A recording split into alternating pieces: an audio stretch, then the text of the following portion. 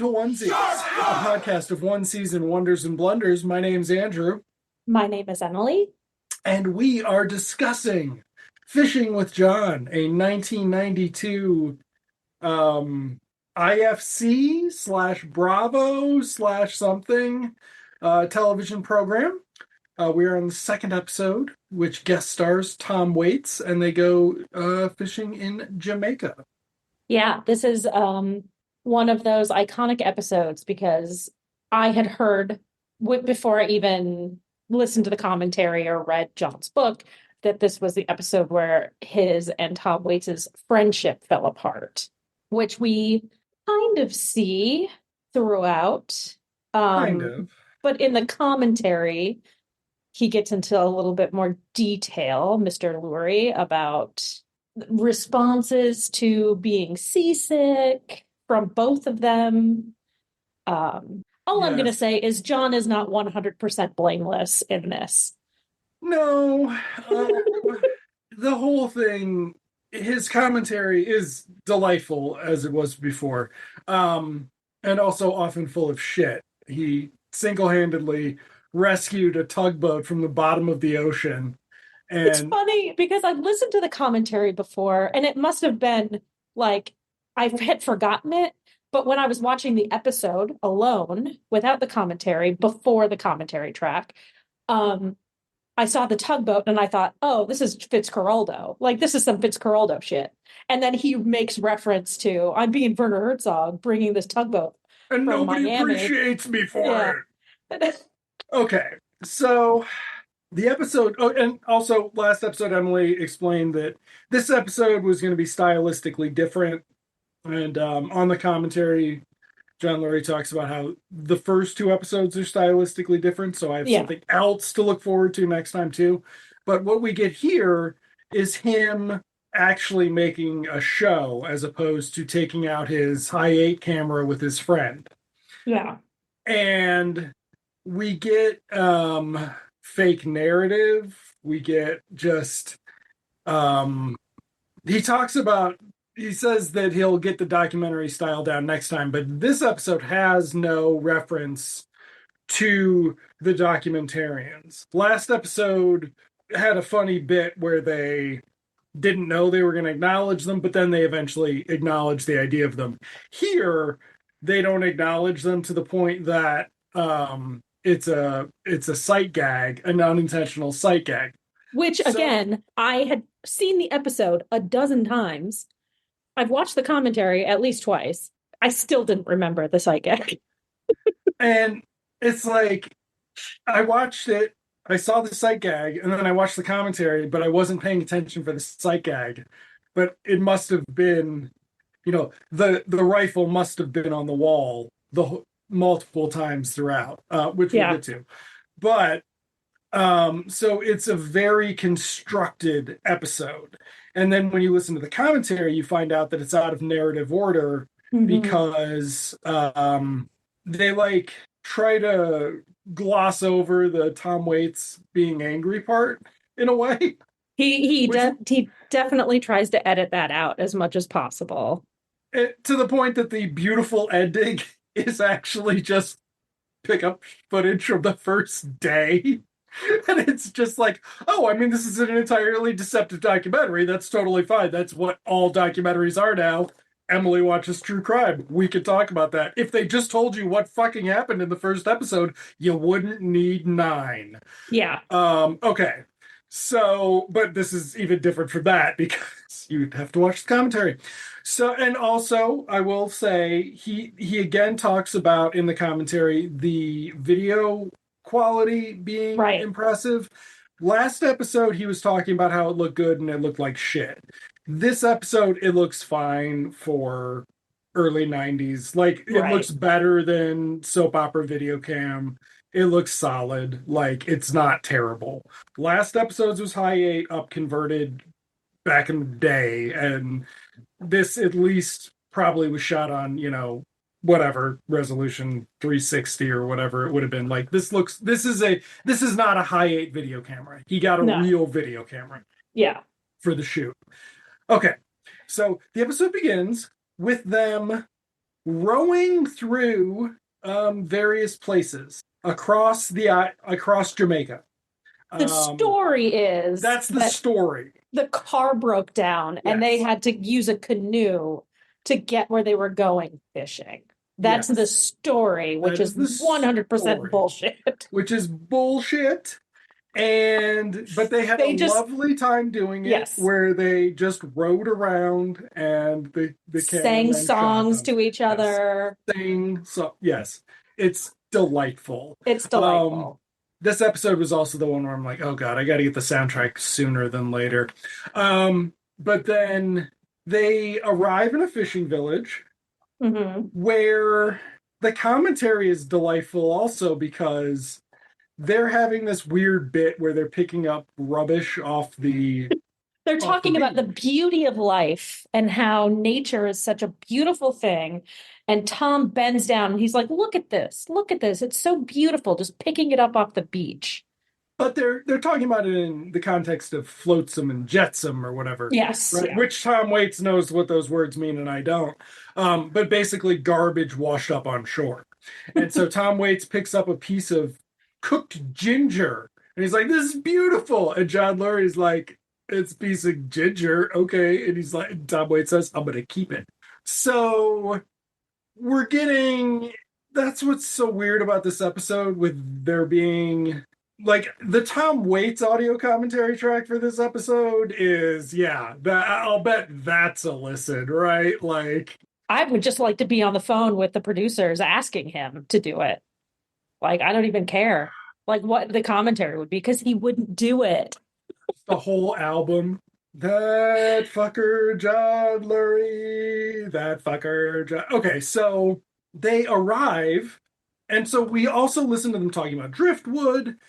The commentary has this really weird bit where John Lurie appears to be saying that Jamaican natives think exploitative white tourists are exploitative white tourists and they treat them as such when you Yeah. try to pal around with them when you're paying them $1 for a week's work. And then he's like, but the people in the fishing village were really nice to us. And I was like, Yeah. well, you brought money to their local economy as opposed to making them participate in fucking capitalized colonization. Yeah. So that's on the commentary track as they're doing their very nice beach scene because it's a beautiful island. I mean, the island of Jamaica is just beautiful. So They arrive at Leon's at house. Leon's house. Now, from the commentary track, you find out that Leon and John, according to John, had cooked up this whole idea of how they were going to fish because you can't actually fish in Jamaica where they were at. How they were going to do it because it was you needed to use a trawler and that was going to make too much noise for them to film. So, according to John, he and Leon came up with this master plan to rig up a bunch of driftwood because small fish are attracted to the barnacles to eat, bigger fish, man catch fish. Yes. And so they assembled this bait contraption, Bait like, trap. yes, Yeah. wooden bait trap, garbage bait trap, put it out on the water. And John Lurie's like, and all the fishermen of this village were like, wow, John Lurie created a whole new system of fishing.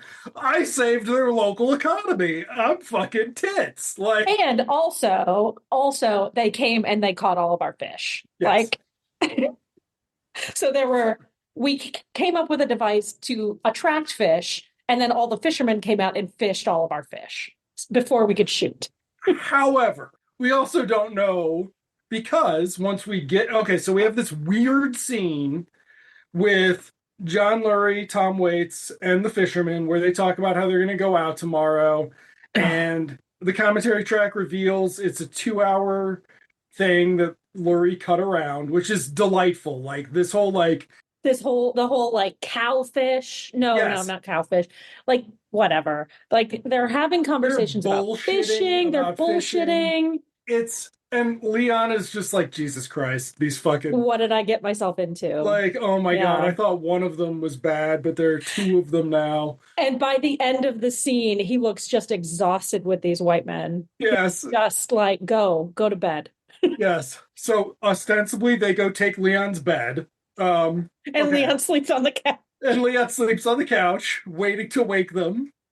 Um, and so they go out. Leon is taking them out to this tugboat they've arranged. So they have the tugboat ostensibly because of the sound, which, according to John, is accurate.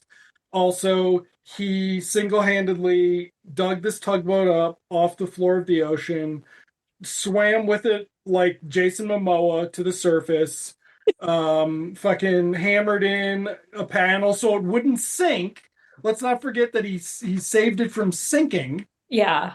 and then he got an anchor for it too. And this is where he compares himself to Werner Herzog Yes. in Fitzcarraldo, which I think is funny because in the very beginning of the episode, he's like, we were supposed to be fishing in Arkansas.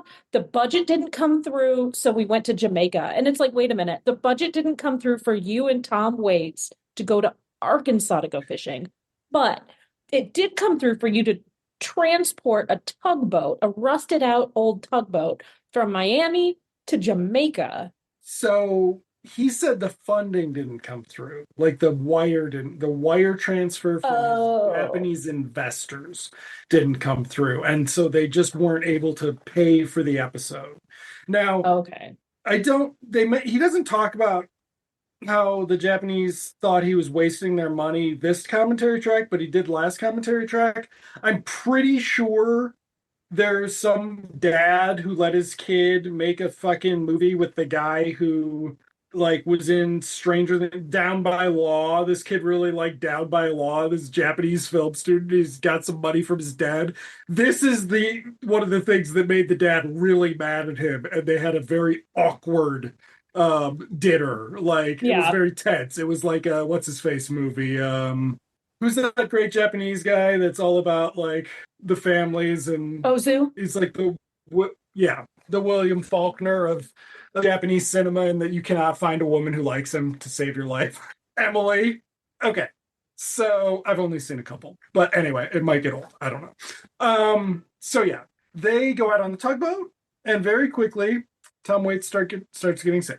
Oh, poor bastard. And it's funny because they're clearly trying to hide the captain of the tugboat during this section. Mm-hmm. Because we will once again have John Lurie claiming that he is driving the Driving the tugboat. Not With this part. narration by Rob Webb. Again, limited narration by Rob Webb, but still some funny There's some bits. really funny stuff in here. Is this one where like there's nothing better than the fisherman likes than being out on the open water with with his rod in his hand? Yeah. And then on the commentary, John Lurie's like, "Yeah, I had him say some stuff." The sandwich thing, I'd like the sandwich. I'd like a bite of your sandwich. I So stupid. It was so good. On the commentary track, he's like, you watch this and you're just like, oh man, I just lost so much of the audience. He talks about seeing it in a theater Yeah. and observing. Yeah, so it's very funny, but then very quickly it's clear that Tom Waits is not doing well. John Lurie's like, he's not talking to me. Why isn't John talking to me? Or why isn't Tom talking to me? And he's sick. And then He's like, it's hard to film a TV show when your guest won't talk to you. won't talk to you. Oh. And so He Waits, suggests that maybe Tom should throw up. Yeah, It might make him feel better. And there's a conversation about how it was such a good breakfast and I'd like to keep it. And I love that John's immediate response is, it's not like it was expensive breakfast. I know. I was expecting him to say something on the commentary about that, but he doesn't, because that's him. That was him. Like, the commentary of this episode has a little bit more bullshit, like obvious bullshit than the last one did. But like, so every once in a while, there's like something insightful about like filmmaking, but then a lot of it is just him bullshitting, and then the rest of it is about like, yeah, Tom Waits actually hated me for this. But he also says like, Tom got sick and I got mad at him for getting sick. And it's like, what kind of asshole is that? Well, it's gonna screw up the shoot, Emily. I get it. I get it. You think But Werner Herzog had to deal with this? no, because he hired a sociopath to be in all of his movies. He literally, Werner Herzog literally had to stop the native people in the country where they filmed Fitzcarraldo, I can't remember where that is, from trying to murder him. They thought he was crazy, so they were going to murder him. Klaus Kinski. They were Yes. going to murder him. So it's not Klaus It's not Kinski. that bad. It's not that bad. John doesn't have it that bad. Imagine how that would screw up shooting. Okay. So eventually there's just this cut to John Lurie going over and he's like, "What do you want to do, Tom? Do you want to go in?" And he's just like, "Yes, I want to go in. I want to be I on want to dry be on land." dry land. Yeah. So they go to dry land. And here is where we get the big cut. Instead of them going to what actually happened the rest of the day, which was more fishing, they go to them playing some sort of card game with the people in the village. Yes. And Leon's daughter is there, Leon's daughter is there. We don't know if standing she's his right next to daughter. Tom. There's a lady who wants to bed John Lurie, but he's too scared of her feminine power. I imagine that happens to him a lot. But yeah, so there's this funny card game thing. They like make fun of John Lurie, and he's like, "I didn't realize that until I like had seen them editing it like 20 times that they were calling me a silly man or something." Yeah, yeah. Or like you're making a fool of yourself. You're making a fool of yourself. But Yeah. this was actually the last thing they filmed. They bought the village beers and gave them money to bet to film this. So Yeah. this is all staged at this point. We haven't even gotten to how staged it's going to be. But in order to film for Tom Waits, they need to basically find some place with no waves. And that's the other thing on the commentary track is during the sequence where Tom's seasick, John Lurie's on the commentary track going, "You see those waves? Those aren't waves. You can't get seasick off those waves." So yeah, I'll bet they did not ask Tom Waits to record the commentary with them. So they're out on the tugboat. This is where we get John talking about he's driving the tugboat. Oh God, that was so funny. He's like, And "I drove this time." no, it wasn't that even. It was Rob Webb saying Oh. the fisherman's driving the tugboat or something like that. It was so silly. Oh, maybe on the commentary he says I got to drive it this time. Maybe. I was gonna drive it out there. I didn't need Leon to move the tugboat for me. It's like, look ahead, there's a working tugboat pulling them. So they get to the new spot, and basically Tom Waits is recovered at this point. Like he's to the point that he's willing to put a fish he just caught into his pants and let that be the story beat for 3 minutes. Like, Yeah, apparently this was something they had talked about, during pre-filming. Like he was okay, gonna put the fish in his pants. He's gonna do okay. it. And so they kind of had the long way around it, but he eventually put a red snapper in his pants. Which we then find out on the commentary track is a dead They, red snapper because yeah. they didn't catch any fish. John said that he and Leon went someplace else and caught the fish. No, Also, I thought they bought them from a passing boat. oh, that's right. Some other fishermen had some red snapper and they bought them, put them on the line, cast them out, and then reeled them in as if they caught them. And he says that happens all the time on fishing shows. I don't know that that's the case because I don't watch fishing shows, but I can imagine it. Yeah, it's a normal practice. What are you going to do? And so we get this great sequence in the episode of them catching this fish and being fucking weird. And then and what is Tom wearing on his feet? He's wearing these weird boots. The weird fucking leather boots. Yeah. I wasn't gonna shame him for his fashion choices because last episode I said that I really don't get the Tom Waits post 78 or whatever. I mean, it's fine. Like he's just a weird guy. He's just a weird guy. And that actually adds a real layer to it because you're like, well, John Lurie's trying to make a show, right? But Tom Waits is on there presumably because he's like, this is a good exposure for me. Like, I'm gonna do this, and you're just like, and like, you might have thought about that. Like, Yeah. hopefully, Matt Dillon will have some moments of realization that maybe he should have been a little bit more cautious with his decision making. But then I assume the Dennis Hopper one will be John Lurie deciding that maybe he should have made some better decisions in The life. Dennis Hopper one is like, mwah, it's Okay, beautiful. excellent. It's not as good as the Willem Dafoe one, but Okay.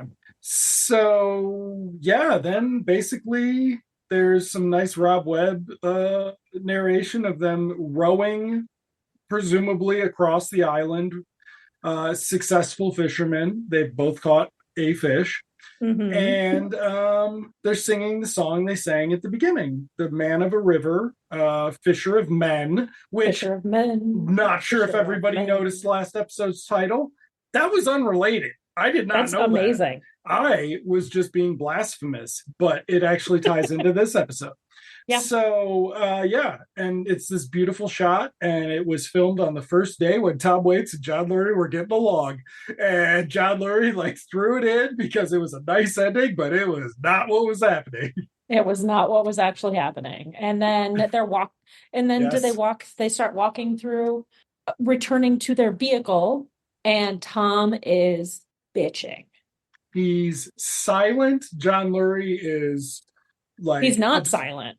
he's not. Bitching. No, when they start, he's silent, and John Lurie's looking upset. John Lurie is silent because, as John Lurie says, this is when I realized he was actually mad at me.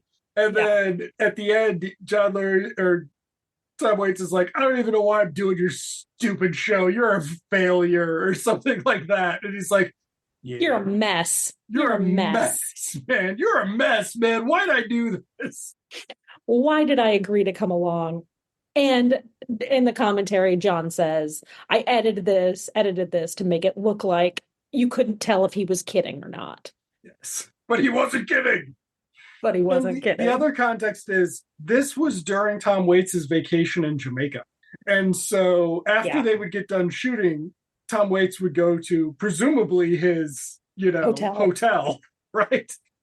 And then he would have to, go home, regret his decision making, and then get up in the morning and do this thing because he was contracted through a weird DBA of like fucking a shell corporation of a Japanese company or something. Like, yeah, he was under duress. So it's very impressive how much fun he was having during that poker game. But I think some of that was because they were needling John. Yeah, I think because the bit was they were giving John Lurie shit, and Tom Waits was like, "I like this. This is all right. Yeah, I can handle deal with this. I can play cards, drink beer, and give John shit. Like, there's a room full of other people to sort of diffuse the anger. Yeah. Some beautiful music throughout. Some details on how John Lurie composes music. I thought it was very interesting when he was discussing his precision with the tonality of analog frog chirps and how chord and how strings play amid them. I was very impressed with that. Yeah, he's a pretty cool guy. Yeah. He single-handedly raises boats out of the ocean and can anchor them. We didn't get to see the anchor that he talks about. I wonder if the tugboat even had an anchor. And it's just like, I don't know. That might be what was pissing Tom Waits off. So next week, you had talked about some supernatural elements or something. Yes. And this is the one we get. Matt Dillon episode. Matt Dillon is included not because he is a friend of John Lurie, but because he was a young hot star that the Japanese people thought would be good for the show. Yeah. Yes. You're saying young hot in terms of young and physically attractive, or are you saying young and hot in terms of professionally successful at this point in time? Professionally successful at this point in time. That's not accurate. It's not. We're 7 years since Matt Dillon, which we can discuss next time. But this is sort of. I cannot tell you any movie that he's ever been in. Wait, was he in Wild Things? Yes, that Okay, was I've seen that one. 1998. Okay. So Matt Dillon was a star in the early 80s. We're talking Maybe he was still big in 1980. Japan, and that's why That's what I think. I think he yeah. was big in Japan, and I bet he did ads in Japan. I was gonna just say, did he do any commercials? John did. John did a coffee commercial in Japan. Okay. So yeah, the great secret of the American SAG card holder. You make your real money doing commercials in Japan. We watch a lot of commercials on television at our house, and we've been watching Japanese commercials, and you'd be surprised who pops up. Tommy Lee Jones pops up in a lot of Japanese commercials. I can't think of anybody else, but Tommy Lee Jones is the big one now. Old man Tommy Lee Jones. This isn't like 30 years ago. Well, because 40 years otherwise ago. he'd have to make the movies with the guys that Pacino and De Niro make the movies with, those Millennium Pictures guys. There's a great article about it that has all these texts from Al Pacino because he's in some movie where it's like some billionaire's wife wanted to be an actress. And so they let her be an actress in this movie, and he spends the whole time texting the producer going like, she fucking sucks, man. I'm giving you a solid Al Pacino B-C+ performance. I'm getting the volume up. I'm doing my thing, man. Like, this is not worth $5 million. I'm just telling you, this is not worth $5 million. You got to put a one in front of that. She sucks, man. Wow. I'm ashamed to put my name on this, even for a B+, C+ Al Pacino performance. Like, yeah. And I mean, De Niro has got to be paying out the wazoo on settlements. So, he needs his money too. But anyway, so the Japanese commercial market used to be a way people could do this before, because it's not like when you made a movie with Canon in the 80s, you got paid a lot. It was that you got to work. Yeah. Yeah. So no, Matt Dillon was not the new hotness. He was not the old hotness. His comeback was 94 into Die, or 95 into Die For. And then he's Gotcha. basically stuck around at that level since. Like, he's not a big star, but he is. Willem Dafoe, looking at the show now, Willem Dafoe is by far the biggest star. Yeah. Was, Yeah. And Dennis Hopper. I mean, I would say Dennis Hopper. I mean, yes, but with the young people. The young people know the Green Goblin. The young people do not know Easy Rider because they might be like, is that problematic now? I don't know if that's the greatest movie ever made, actually. They talk about it a lot, though, if you can believe that. People do? No, John and Dennis, the episode. I'm sure they fucking do. He's got Dennis Hopper has some great theories about the movie that he directed. I don't know. All right. Well, everyone, we'll be back next week. We will be back next week. Where did they go? They're in some Costa Rica. Costa Rica. Okay. Yeah. Right? So, or is it Puerto Rico? Costa Rica. Okay. San Jose. Okay. Also not Arkansas. So we are also not Arkansas. So we get a little travel too. Seems like John Lurie was like, oh, I could make all these off of Long Island, or I could go on vacation with your money. Yep. Thanks, Telcom. Okay. Okay. Well, we will see you next week when we discuss episode 3 of Fishing with John. Andrew, I will see you in television land. See you in television land, Emma.